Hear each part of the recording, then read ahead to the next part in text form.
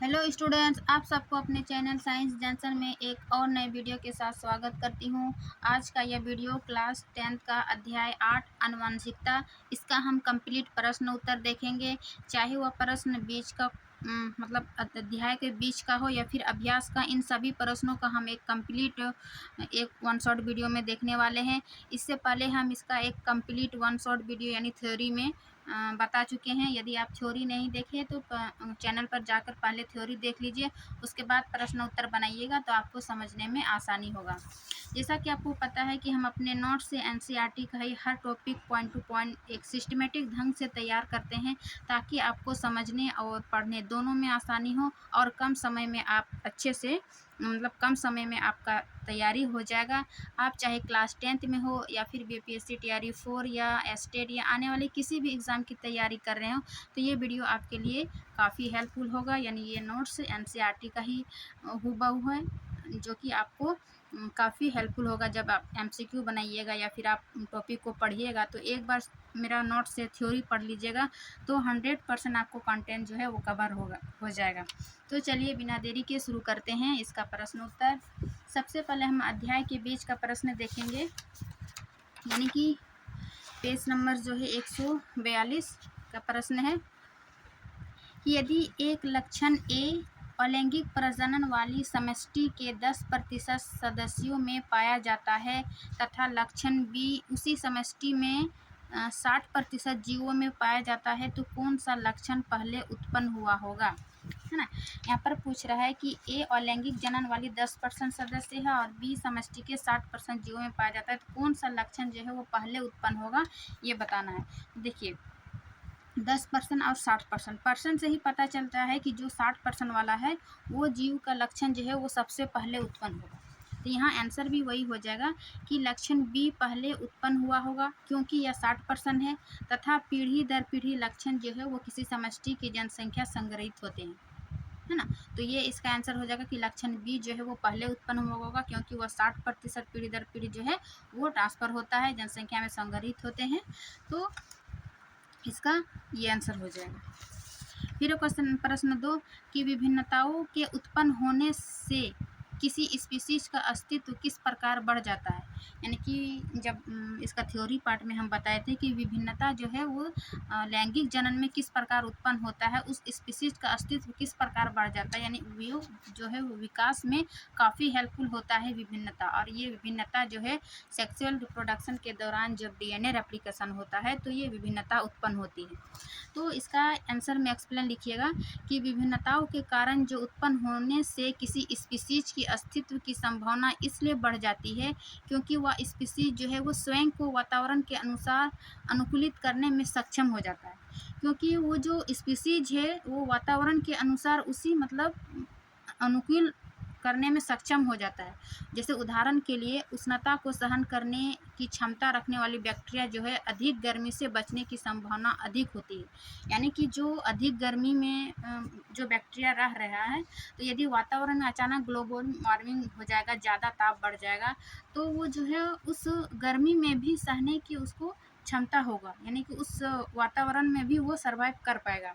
तो उसके अनुसार वो जो वातावरण के अनुसार करने में सक्षम हो जाता है।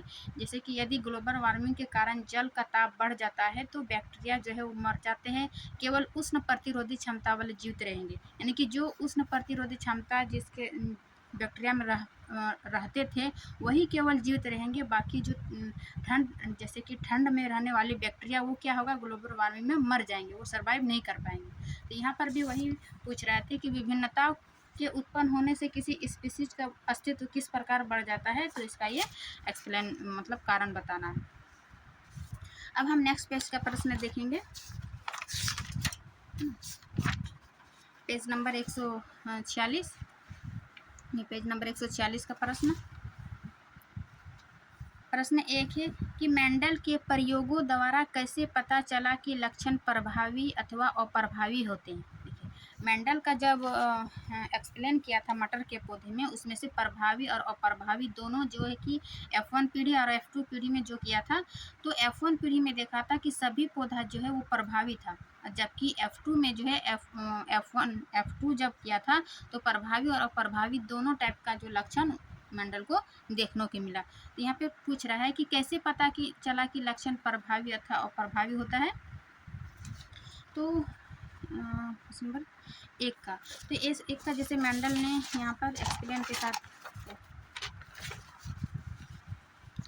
जब मेंडल ने एक लंबा पौधा और एक बोना पौधा यानी कि एक जोड़ा मटर के एक जोड़ा पौधा में, है ना, 2 पौधे के एक जोड़े लिया था पेरेंट सेल के तौर पे, क्या, एक लंबा और दूसरा बोना। तो लंबा जो प्रभावी था इसको बड़ी टी से जो डिनोट किया तो ये प्रभावी था, और जो छोटी टी था यानी कि बोना पौधा ये अप्रभावी था। जब इसको गैमिट बनाया यानी कि प्रत्येक सेल में क्या होता है, गैमिट बनता है। गैमिट यानी कि ये 2 अलग अलग बड़ी बड़ी टी और एक बोना पौधा का फिर ये गैमिट होगा यानी युग्मक। जब इसको आपस में क्या किए, क्रॉस किए, है ना, मंडल में जब इसको क्रॉस किया तो F1 पीढ़ी में जो है वो सभी देखा कि सभी पौधा लंबा था।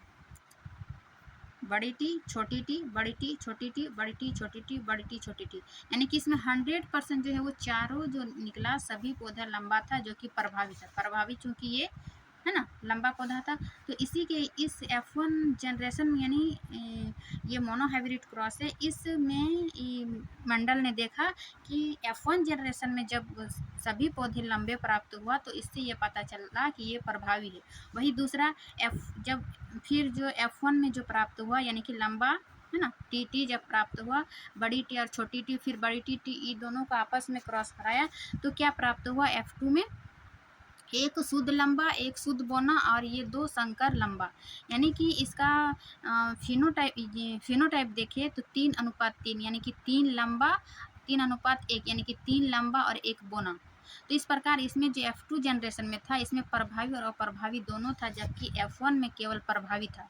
इसी के आधार पर ये जो मेंडल के प्रयोग द्वारा कैसे पता चला कि लक्षण प्रभावी अथवा अप्रभावी, तो एक्सप्लेन के साथ ये, है ना, ये जब क्रॉस कराया तो F1 में देखा कि सभी प्रभावी था और F2 में देखा कि प्रभावी और प्रभावी दोनों है। तो इससे पता चला कि मंडल में प्रभावी और अप्रभावी कैसे लक्षण मतलब प्राप्त होता है। ये 1 नंबर का था।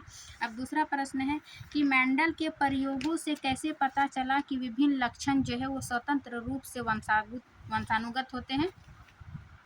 कि यानी कि मेंडल ने तो प्रयोग से पता चला कि लक्षण प्रभावी और अप्रभावी है, लेकिन इसमें विभिन्न लक्षण जो है वो स्वतंत्र रूप से वंशानुगत होते हैं, यानी जो कि पेरेंट सेल से जो है वही क्या होता है संतति में भी उत्पन्न होता है। तो कैसे स्वतंत्र रूप से वंशानुगत होते हैं उसको बताना है।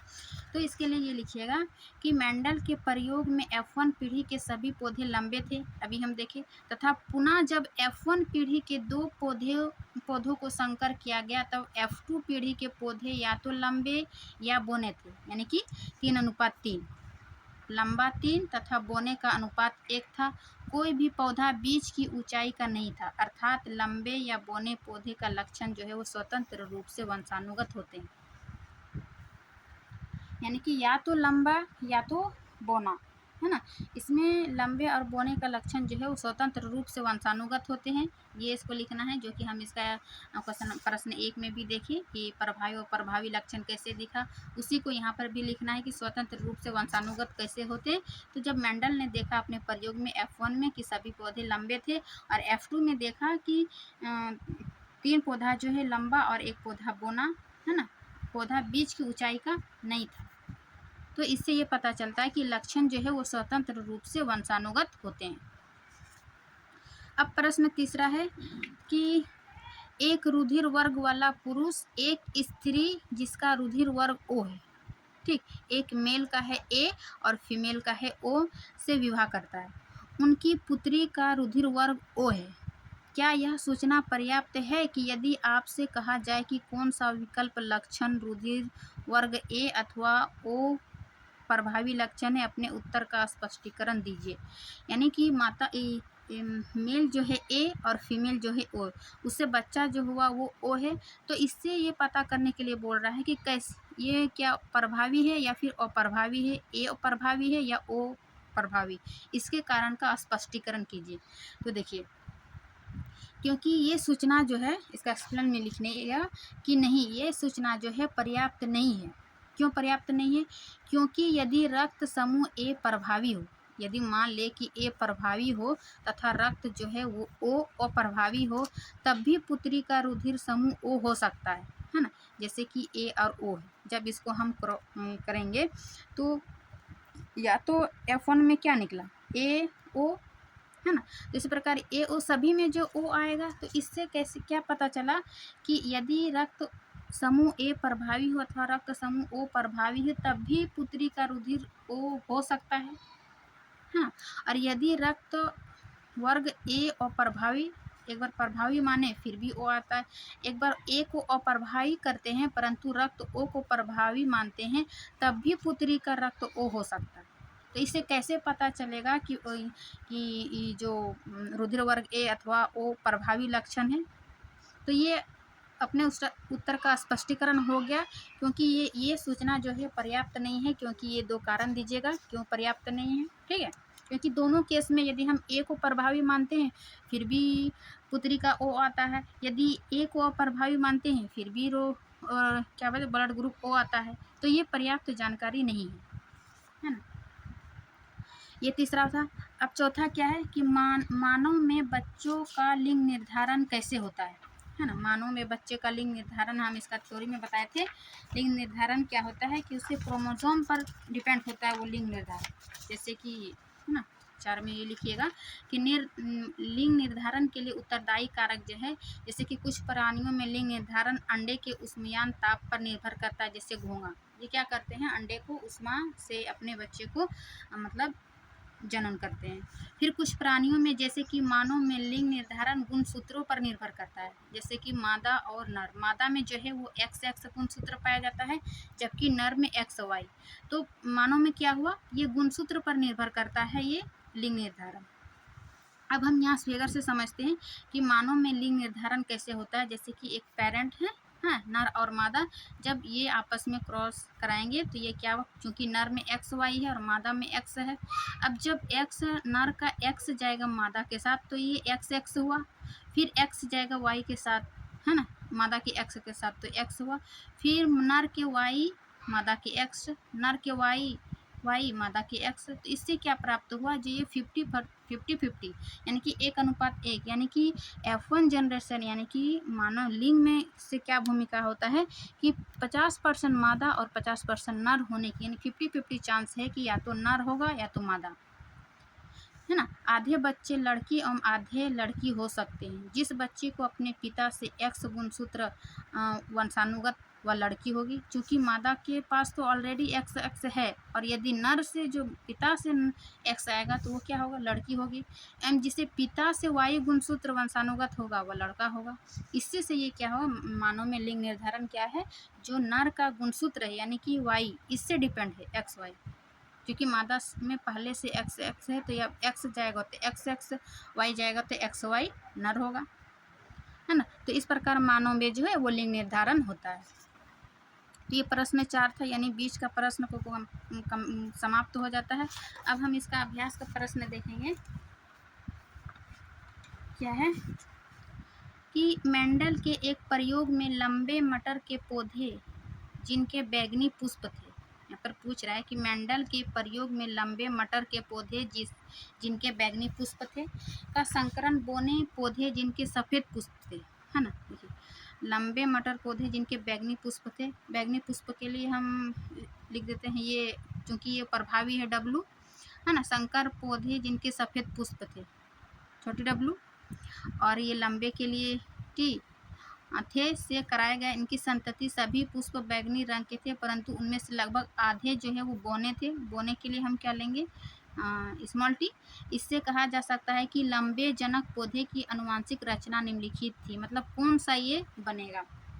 तो सबसे पहले देखिए, मेंडल के एक प्रयोग में लंबे मटर के पौधे, लंबा मटर के पौधे ले लिए, है ना, TT, जिनके बैंगनी पुष्प थे। बैंगनी पुष्प यानी कि ये डोमिनेंट हो गया, ये एक टाइप का इस तरह बनेगा। का संकर बोने पौधे जिनके सफ़ेद पुष्प थे। अगर लंबा बोल रहा है तो लंबा लंबा हम ये भी होगा लंबा, है ना। इसके लिए जो है वो 4 स्थिति बनेगा, ये बैंगनी पुष्प और ये सफ़ेद पुष्प, 4 स्थिति में देख लीजिए, उसके बाद आप आंसर लगाइएगा।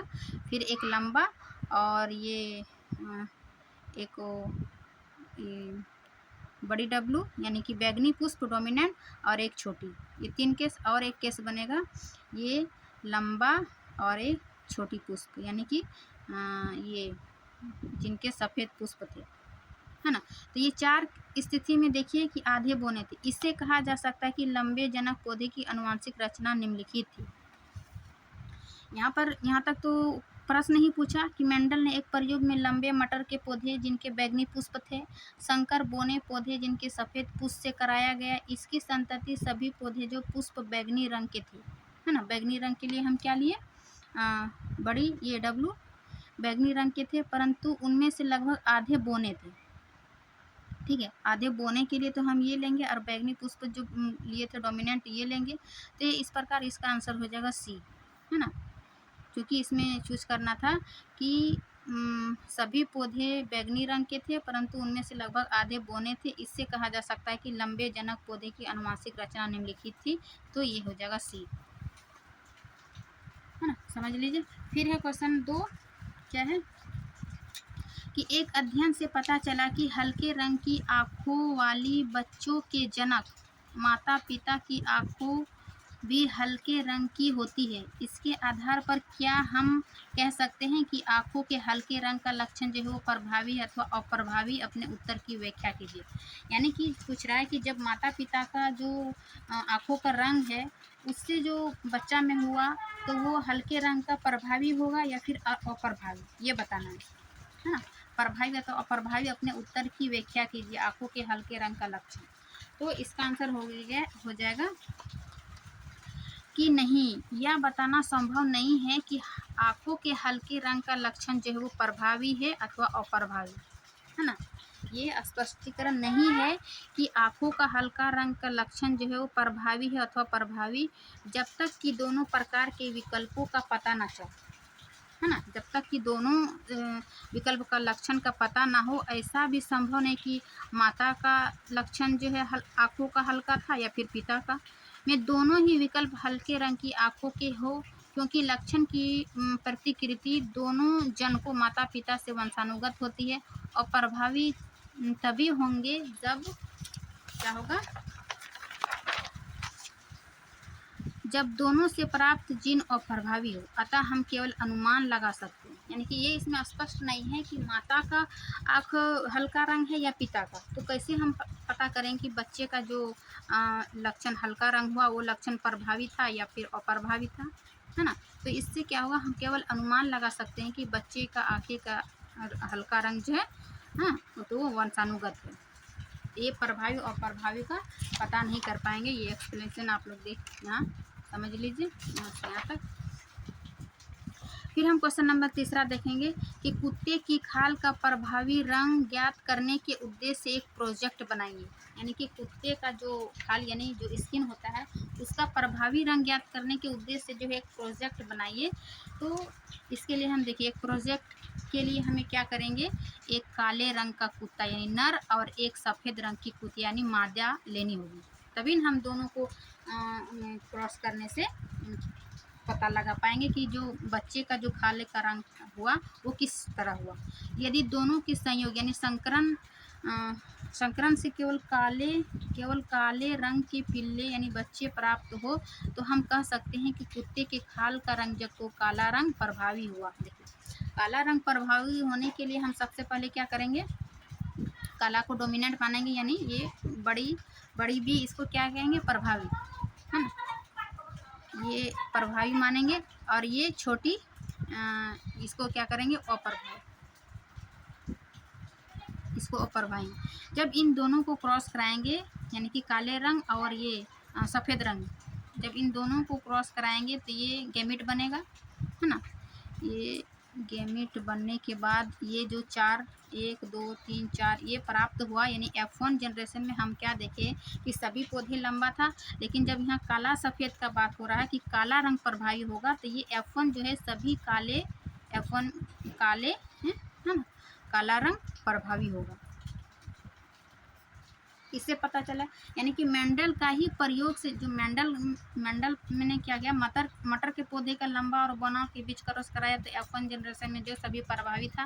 लेकिन हम यहाँ काला और सफ़ेद रंग का कुत्ता या कुतिया दोनों लेके हम क्रॉस कराएंगे तो क्या बना, F1 जनरेशन में जो सभी काले रंग प्रभावित था, कुत्ते का खाल रंग काला रंग प्रभावित था, तो ये इसका इस प्रकार का हम प्रोजेक्ट यानी इस प्रकार ये मेंडल के प्रयोग से ही हम इस प्रकार बना सकते हैं। तो ये था प्रश्न 3 का उत्तर।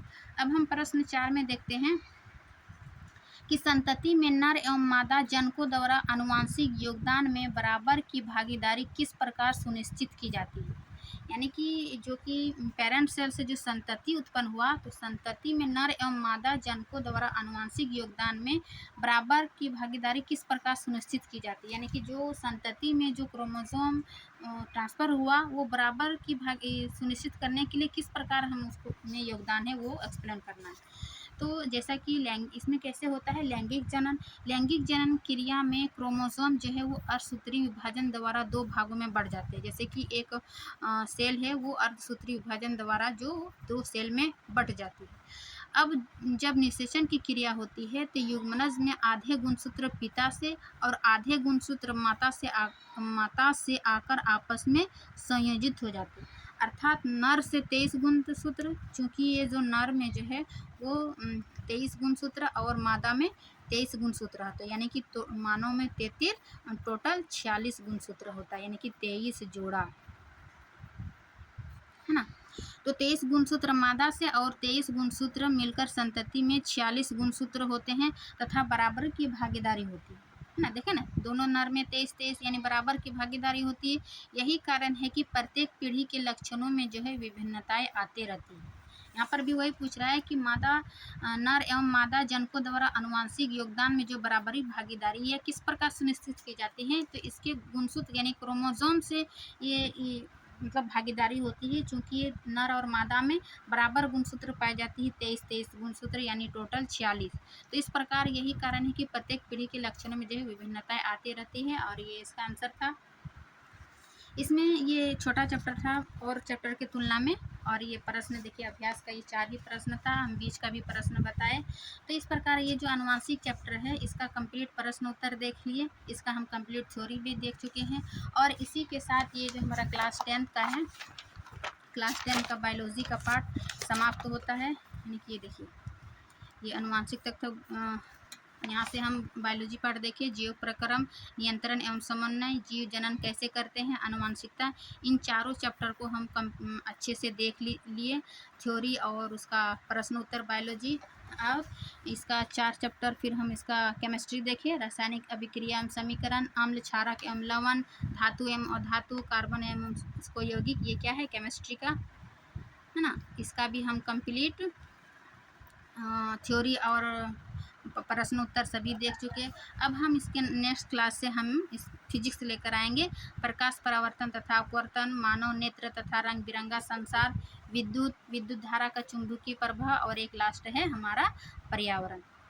तो आशा करती हूँ कि इस टाइप का वीडियो जो है आपको अच्छी लगी होगी, क्योंकि एक 1 शॉट थ्योरी उसके बाद हम प्रश्न उत्तर लेकर आते हैं, ताकि आपको किसी भी प्रकार की परेशानी ना हो, कहीं और वीडियो या फिर नोट्स देखने की आवश्यकता ना हो।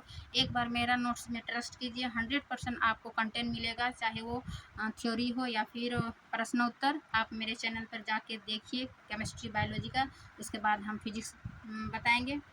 तो इसी के साथ हम आशा करती हूँ कि ये वीडियो आपके लिए अच्छी लगी होगी। अच्छी लगी तो लाइक एंड सब्सक्राइब ज़रूर करिए।